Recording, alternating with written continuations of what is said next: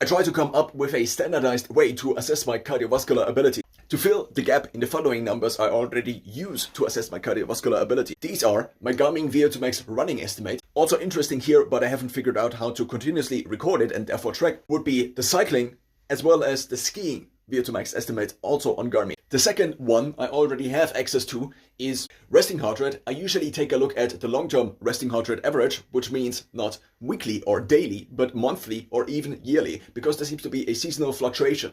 In winter, I also do more cold exposure, but also sleep quality changes in winter because I do have access to colder temperatures during sleeping.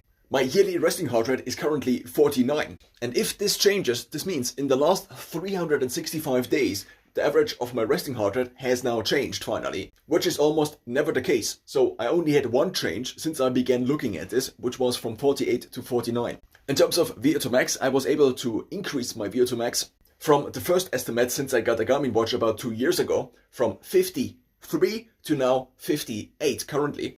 But in last summer, it was already at 59 shortly.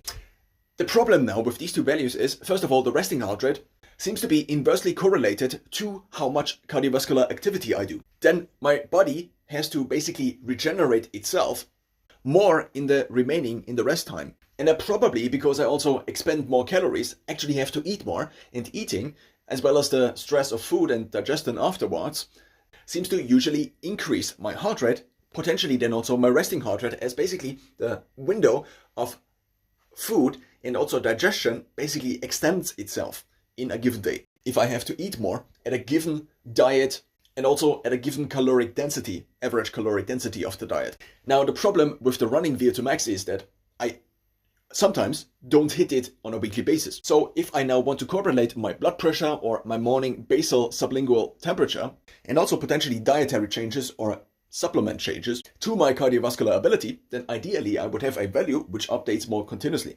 Now, Garmin seems to also have seen this and created the endurance score, which is available on my Garmin Fenix 7S Pro. And this seems to now increase more in the short term. So if I do have a particular good run, but also if I do have a particular good night of sleep, it seems to increase. So a more short-term indicator of cardiovascular ability, or not necessarily a more short-term indicator, but it just has a higher sampling rate. But I do not have access to this endurance score for correlations. I'm currently using app Guava Health for correlations, and it is not able to pull in the endurance score. And the endurance score seems to also update more often on the watch compared to basically Garmin Connect on the phone. So to fill this cardiovascular test-shaped hole, I will in part 2 of this discuss my running speed, as well as the calorie test on the Assault Bike Pro X, which I